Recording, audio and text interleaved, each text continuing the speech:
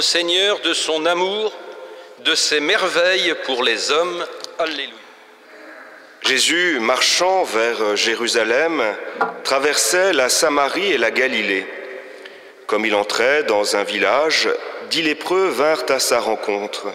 Ils s'arrêtèrent à distance et lui crièrent « Jésus, Maître, prends pitié de nous !» En les voyant, Jésus leur dit « Allez vous montrer aux prêtres ». En cours de route, ils furent purifiés. L'un d'eux, voyant qu'il était guéri, revint sur ses pas en glorifiant Dieu à pleine voix. Il se jeta la face contre terre aux pieds de Jésus en lui rendant grâce. Or, c'était un Samaritain. Alors Jésus demanda, « Est-ce que tous les 10 n'ont pas été purifiés? Et les 9 autres, où sont-ils » On ne les avait pas vus revenir pour rendre gloire à Dieu. Il n'y avait là que cet étranger. Jésus lui dit, « Relève-toi et va, ta foi t'a sauvé. » Le rabbi Mendel de Kotsk est maintenant bien vieux et il souhaite proposer à ses élèves une dernière leçon. Alors il va leur poser une question toute simple et cette question c'est celle-là, où demeure Dieu ? Un premier disciple, un peu surpris par cette question, veut faire quand même plaisir à son maître et se lève et lui dit « C'est simple, maître, rabbi, Dieu, il est au ciel. » Le rabbi regarde son disciple avec un beau sourire, il a une grande barbe et il secoue négativement sa tête. Alors un deuxième disciple se lève à son tour et dit « La gloire de Dieu, la Shekinah, nous le savons parce que moi j'ai lu l'Écriture, la Shekinah, la gloire de Dieu, a d'abord reposé au-dessus de la tente de la rencontre avant d'aller habiter le temple de Jérusalem jusqu'au jour où les païens ont détruit ce temple. » Là encore, le rabbi regarde son élève avec le même sourire et lui dit « Non, ce n'est pas la réponse que j'attends. » Un troisième disciple se lève et dit « Moi j'ai aussi beaucoup lu l'Écriture, j'ai beaucoup lu, traversé à plusieurs reprises la Torah, le Talmud, et moi je sais où demeure Dieu parce que si on s'appuie sur le psaume 72, tout l'univers est rempli de sa gloire, Amen, Amen. Si tout l'univers est rempli de sa gloire, c'est que Dieu est partout, partout. » Alors là, le rabbi Mendel regarde son disciple et lui dit « Tu y es presque, mon ami, tu y es presque. Oui, Dieu demeure partout, mais partout seulement où on le laisse entrer. Et toi, l'as-tu véritablement laissé entrer dans ta vie ? Tu me dis à l'instant que tu as traversé à 3, 4, 5 reprises la Torah, la Bible, le Talmud.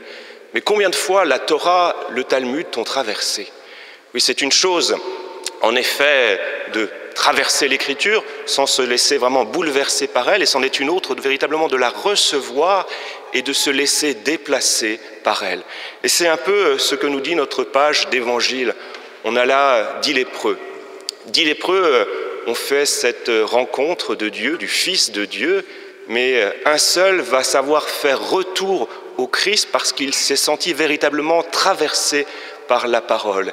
Les 9 autres lépreux guéris ont certainement de la reconnaissance pour Jésus, mais ils doivent peut-être penser dans leur cœur qu'ils ont eu en quelque sorte un coup de chance, ou bien que Jésus est une forme de thaumaturge, de guérisseur. À l'époque du Christ, il y avait beaucoup de thaumaturges. Donc nos 9 lépreux doivent se dire que Jésus est un thaumaturge, comme il y en avait beaucoup, donc particulièrement puissant, mais il n'est qu'un guérisseur. Alors bien sûr, ils vont faire confiance à ce que Jésus a dit. J'en suis sûr qu'ils vont se rendre au temple pour accomplir les rites de purification, mais sans trop comprendre de quoi il s'agit. En fait, peut-être qu'il nous ressemble quand nous-mêmes, nous suivons une ordonnance d'un médecin, sauf si vous avez eu la chance de faire des études de médecine, mais généralement, moi, quand je vois une ordonnance, déjà, j'ai du mal à la déchiffrer. Deuxièmement, je n'y comprends pas grand-chose. Il y a des mots savants, c'est un peu compliqué, c'est un peu abscon. Voilà, c'est un peu cela. Nos 9 lépreux, ils vont obéir, mais sans véritablement trop comprendre. Puis après, très certainement, ils vont retrouver leur vie habituelle. Alors la question que nous pourrions nous poser, nous, ce matin, c'est à qui ressemblons-nous ? Est-ce que nous sommes plus proches des 9 lépreux ou du lépreux qui fait retour au Seigneur pour rendre grâce ?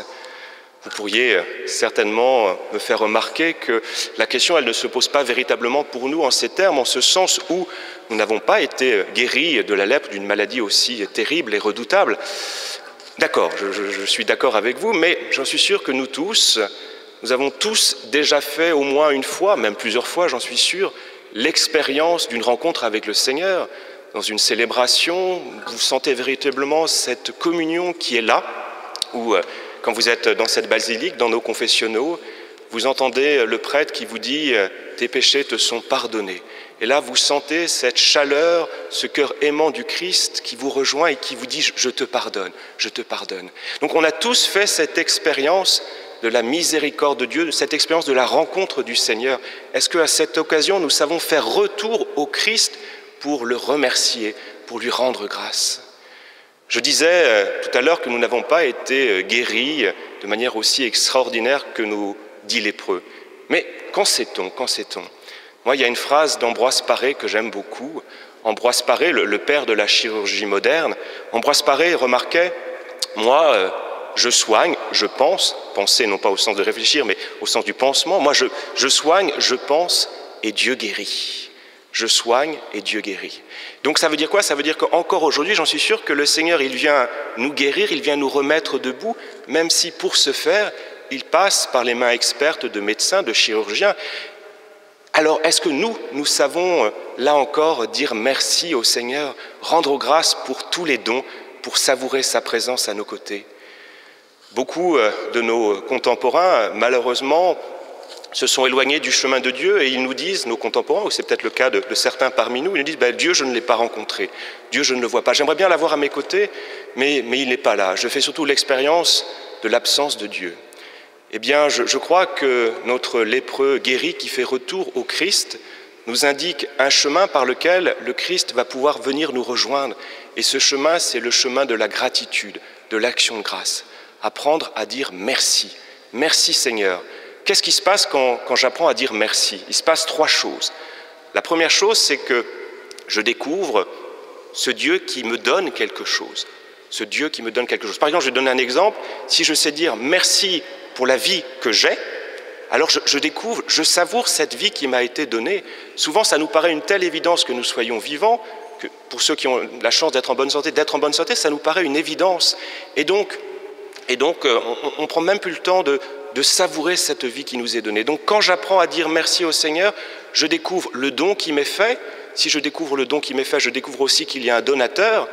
Et troisième chose, quand on nous offre un cadeau, ça fait plaisir généralement.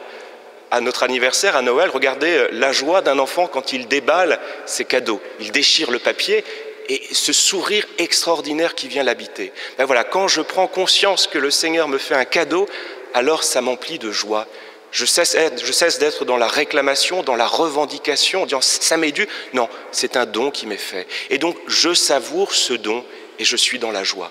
Oui, je crois que savoir dire merci au Seigneur, ça permet de rencontrer le Seigneur, ça nous permet de voir qu'il est là au milieu de nous et ça nous rend pleinement heureux. Et je crois que c'est dans cette dynamique que le pape nous invite à rentrer avec cette consécration au cœur immaculé de Marie. Dire merci à Marie.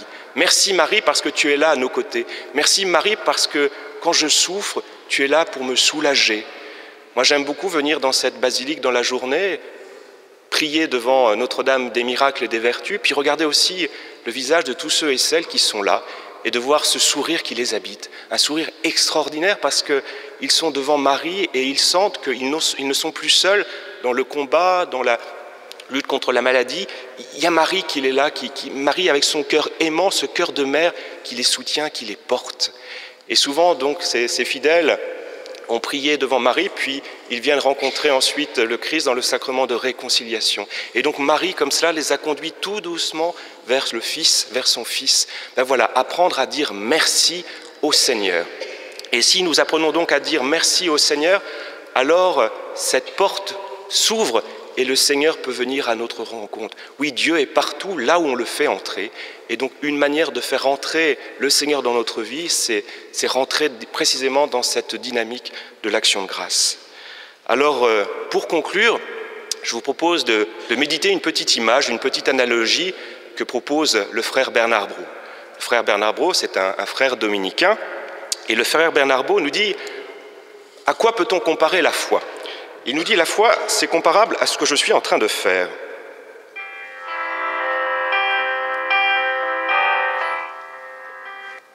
C'est surprenant, je vous l'accorde.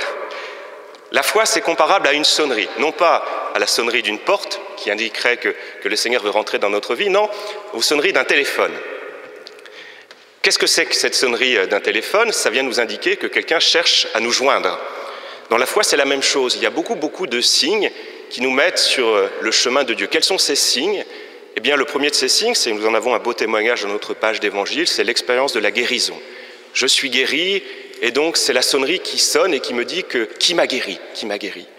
Autre chemin possible pour retrouver le Seigneur, pour entendre le Seigneur qui m'appelle, c'est par exemple, j'entends un témoignage, j'écoute une homélie, je rencontre une personne qui a fait une expérience assez belle, assez extraordinaire, et je sens dans ce témoignage, dans les mots que j'entends, une présence, la présence de Dieu qui me parle.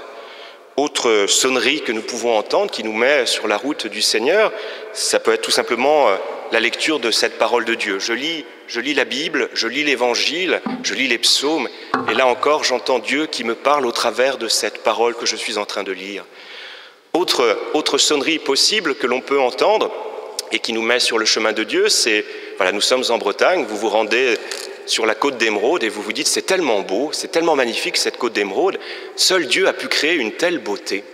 Et donc voilà, il y a beaucoup de sonneries qui nous mettent sur le chemin de la foi, comme il y a beaucoup de sonneries sur mon téléphone. Donc il y a beaucoup de sonneries, et en même temps, nous dit le frère Bernard Brault, la foi ce n'est pas cela. La foi, c'est quoi? C'est j'entends ces sonneries qui m'appellent, qui me disent qu'il y a un message qui m'est peut-être destiné. Et donc la foi, c'est cesser d'écouter la sonnerie extérieure et décrocher le téléphone. Et quand je décroche le téléphone, ce ne sont plus alors les signes extérieurs que j'entends, mais c'est la voix de celui qui me parle, la voix, le ton de la voix, cette voix qui vient dire à notre lépreux guéri, va, ta foi t'a sauvé, va, tu n'es pas seul. Tu vas voir, tu as fait cette expérience de guérison, mais moi je vais te donner de quelque chose de beaucoup plus important que cette guérison physique. Je vais te donner la vie éternelle. Je t'aime. Ben voilà, décrocher le téléphone, c'est véritablement rentrer dans ce dialogue de personne à personne avec le Christ. Et c'est ça la foi.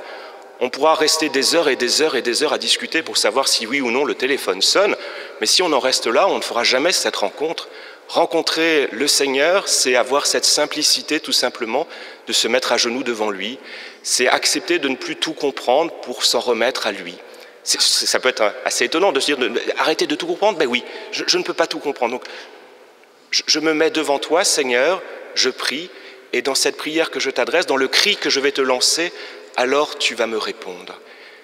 Je crois que cette consécration au cœur immaculé de Marie vient nous redire exactement la même chose. Retrouver cette piété toute simple, cette piété des fidèles qu'on retrouve dans cette basilique ces fidèles qui viennent souvent ici pour s'en remettre au cœur de Marie. Voilà, c'est une prière toute simple, une prière de pauvre, ben c'est cela. Et quand je sais rentrer dans cette dynamique-là, quand je sais dire merci au Seigneur, parce que tu viens à ma rencontre, tu m'aimes tel que je suis, alors c'est là que la foi véritablement peut naître. C'est là que j'entends cette parole que le Christ m'adresse, va, ta foi t'a sauvé. Alors n'hésitons pas à décrocher le téléphone. Amen.